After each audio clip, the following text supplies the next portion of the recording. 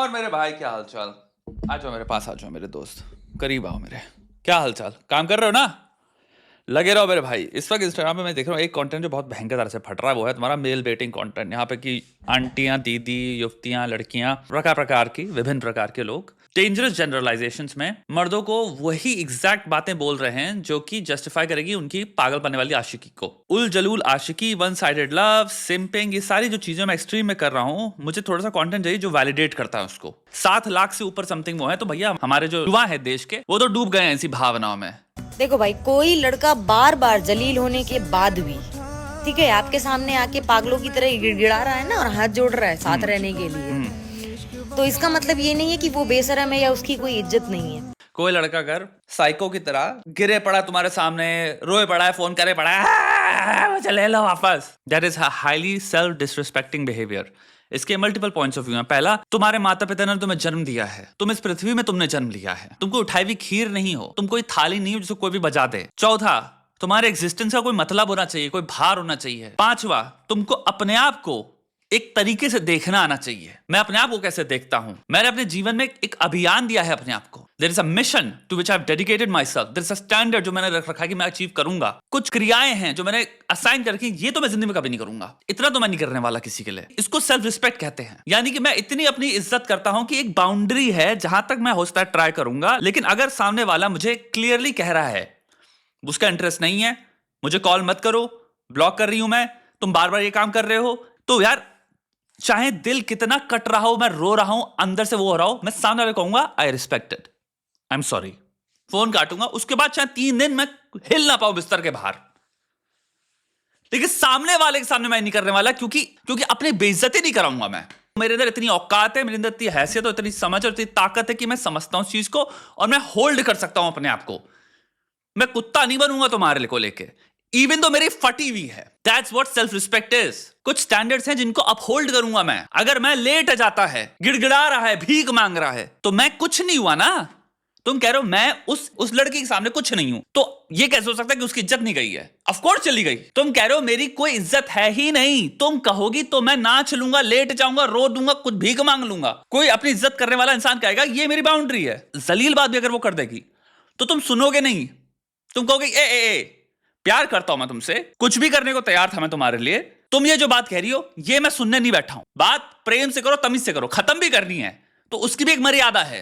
Line मत cross करो फालतू की। तुम्हें नहीं करनी बात, फाइनली अगर तुम 100% बोल रहे हो और मैंने सुन लिया है, ठीक है, और इतना फिर ताकत रखो अपने अंदर कि ठीक है बोलो, उसके बाद चाहे कट जाओ, चाहे रो लो, चाहे कुछ भी हो, 3 दिन हो, 4 दिन हो, ठीक है भाई, लेकिन गिड़गिड़ाऊंगा नहीं। तुम चाहते हो एक इंसान तुमको इसलिए डेट करे क्योंकि उसको दया आ रही है तुम पे, या फिर तुम चाहोगे तुम एक इंसान इसलिए डेट करे क्योंकि they want to be with you, they are excited to be with you. तो इसको ग्लोरीफाई करने की जरूरत नहीं है, इन बिहेवियर्स को ग्लोरीफाई करने की जरूरत नहीं है, इन बिहेवियर्स को प्लीज वैलिडेट करने मत दो। 774 8 लाख होने वाले हैं और ये रील पोस्ट हुई थी 5 नवंबर को, यानी 20 दिन में इतने लाइक्स आ रहे हैं। सोचो किस लेवल की आशिकी और प्रेमी बैठे हैं भाई यहाँ पे, और कितना आसान है फेमस होना आजकल इंस्टाग्राम पे। भाई एक बार बताओ, सोचो अगर काश मैं यही कर रहा होता, ये जितनी बकवास मैं कर रहा हूं तुमको थोड़ा सा दमदार बनाने के लिए, सिर्फ रिलायंट बनाने के लिए, अगर मैं ये कर रहा होता तुमसे, तुम्हारी आशिकी को वैलिडेट कर रहा होता, पता नहीं मैं कहां पहुंच चुका होता आज।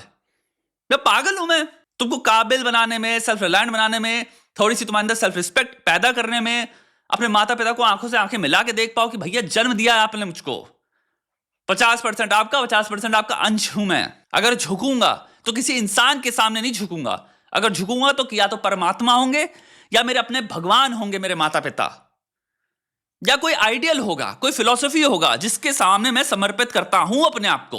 एक आइडियल उसका मतलब होता है मैं झुकता हूं अध्यात्म के लिए, वहां पे मैं अपना कंट्रोल रिलीव कर देता हूं। I let that education to enter, to pour itself inside me. हो सकता है उसका प्यार उसकी इज्जत से ज्यादा बड़ा हो और आप समझ नहीं पा रहे हो, समझे? ओके किसी का ब्रेकअप हुआ है, अगर हम 500 ब्रेकअप लें लड़का लड़की के बीच में, तो मिलेगा कि भाई सब में एक वेरिएशन है, सब में एक डिफरेंस है, क्योंकि ब्रेकअप्स एक्सक्लूसिवली डील करते हैं दो लोगों की इक्वेशन या डायनामिक्स के बीच में, यानी कि उन दोनों के बीच में क्या घटित हुआ है, क्या नेचर था रिलेशनशिप का, क्या कॉम्प्लेक्सिटी थी, उन दोनों की पर्सनालिटी टाइप क्या है, उन दोनों का अटैचमेंट स्टाइल क्या है, उन दोनों का टेम्परामेंट स्टाइल क्या है, उन दोनों का चाइल्डहुड कैसे घटित हुआ है, बाकी ट्रेड्स क्या है, किसी के तुम्हारे ट्रेड रेजिलियंस कितना है, किसी का ट्रेड इंपल्सिविटी कितना है, सेंसेशन सीकिंग कितनी है, रिस्क टेकिंग कितनी है, किसी को कोई डिसऑर्डर तो नहीं है। कोई हो सकता है भाई पीपल प्लीजिंग टेंडेंसी में भी पीपल प्लीजिंग डिसऑर्डर होता है, पता है, किसी को हो सकता है वो सफर कर रहा हो, कोई हो सकता है भाई चाइल्डहुड ट्रॉमा की वजह से या फिर बहुत ही हाई एंग्शियस अटैचमेंट की वजह से इतना हैवी लेवल पे कंट्रोलिंग हो जा रहा है, हो सकता है कोई डार्क पर्सनालिटी से आ रहा हो। अब यही चीज ले लो, दो लोगों के बीच में एक इंसान है जो लेट्स से नार्सिसिस्ट है, वो आपको खा रहा था रिलेशनशिप में, आप किसी तरह से पीछे छुड़ा के निकलना चाह रहे हो। अब वो इंसान क्या देख रहा है कि यार क्या इस पे वर्क करता है लड़की पे, अगर मैं लेट जाऊं रोते हुए तो ये हमेशा वापस ले लेती है। अब तुम्हारी एडवाइस सुन ले लड़की, ओके हाँ ये तो प्यार ही है भाई, मे बी ऐसी एडवाइसेस में हमें यहां पे देखना चाहिए कि मे बी कपल पे छोड़ दो और वो कपल एक दूसरे से बात कर रहे हैं। अगर ब्रेकअप भी हो रहा होता है तो सबसे बड़ा सत्य लड़के को पता होता है, उससे बड़ा सत्य लड़की को पता होता है। अगर कटा है तो उसको पता है क्यों कटा है, अगर टूटा है तो उसको पता है क्यों टूटा है, अगर खत्म हुआ है तो उसको पता है क्यों खत्म हुआ है। वो लोग घंटे घंटे बातें करते हैं इसके बारे में। ऐसा नहीं कर लेता कोई ब्रेकअप, वो रेयर ही होता है जब इंसान सीधे ब्लॉक मार देता है। तो ये कहना कि एक ब्लैंकेट स्टेटमेंट में किसी का प्यार बड़ा है, ये भी स्टूपिड चीज है। अबे आपको डेटा ही नहीं पता। हर रिलेशनशिप का एक अलग ही पूरी स्टोरी होगी 800 पन्ने की। Immaturity, maturity, intelligence, rationality, problem solving, empathy, पता नहीं 500 चीज आ जाती हैं। कंपैटिबिलिटी है कि नहीं है, दोनों की नीड्स क्या थी, प्रैक्टिकल नेचर क्या है रिलेशनशिप का, प्रैक्टिकलिटी के हिसाब से, प्रैग्मेटिज्म के हिसाब से रिलेशनशिप वर्क भी कर रही है, प्रैक्टिकली नहीं कर रही है। एक इंसान बस उसको पकड़ के बैठा है, सामने वाला क्लियर ही कह रहा है भाई देख हम दोनों का लॉस हो रहा है इसमें, हम दोनों दूर जा चुके हैं, या कुछ भी हो, प्रैक्टिकल ही नहीं है अब ये। अब सामने वाला रो रहा है, अब तुम कह रहे हो उसका प्यार उसकी सेल्फ रिस्पेक्ट से ज्यादा बड़ा है। पॉइंट है इस बात का, भावनात्मक सोच भी यही होती है। मैं वैलिडेट कर रहा हूं कि मेरा असल में मैं तो रो लिया हूं दबा के, कबूतर की तरह रोया हूं मैं, ठीक है आप, लेकिन वो लेके लगता तो है कि यार यार ज्यादा कर दिया। अब उसको जस्टिफाई कैसे करें, हाँ क्या एक्सप्लेनेशन दिए दीदी आपने, व्हाट एन एक्सप्लेनेशन। मेरा प्यार ना असल में मेरी रिस्पेक्ट से बड़ा था। प्यार भी एक वर्ड है, तुम एक वाइड रेंज के बिहेवियर्स को सिंपल प्यार वर्ड देख के जस्टिफाई नहीं कर सकते। बिहेवियर्स बहुत सारी चीजों से स्टेम हो सकते हैं। तुम्हें हो सकता है कोई न्यूरोलॉजिकल प्रॉब्लम हो, तुम्हें हो सकता है भाई कोई न्यूरो डेवलपमेंटल डिसऑर्डर हो, तुम्हें हो सकता है कोई बिहेवियरल डिसऑर्डर हो, कॉन्डक्ट डिसऑर्डर हो, तुम्हें हो सकता है भाई चाइल्डहुड में ट्रॉमा है, अटैचमेंट स्टाइल से प्रॉब्लम आ रही है। भाई इतने सारी चीजें हैं जो कि तुम्हारे बिहेवियर को कॉज कर सकती है। मैं ये कह रहा हूं, इमेजिन करो हम वो कॉन्वर्सेशन ही खत्म कर देते हैं, क्या कह के, प्यार प्यार justifies everything. That's a scary thing, because from the point of view of self discovery मैं कभी अपने आप को जान ही नहीं पाऊंगा। Imagine if I want to explore myself, I want to find out the reason why I acted this way. मैं इतना ज्यादा ओवर अटैच क्यों जाता हूं, मैं इतना ज्यादा एक्सट्रीम में क्यों फील करने लग जाता हूं। ऐसा क्यों होता है कि जब मैं प्यार करता हूं तो मैं सब कुछ भूल जाता हूं।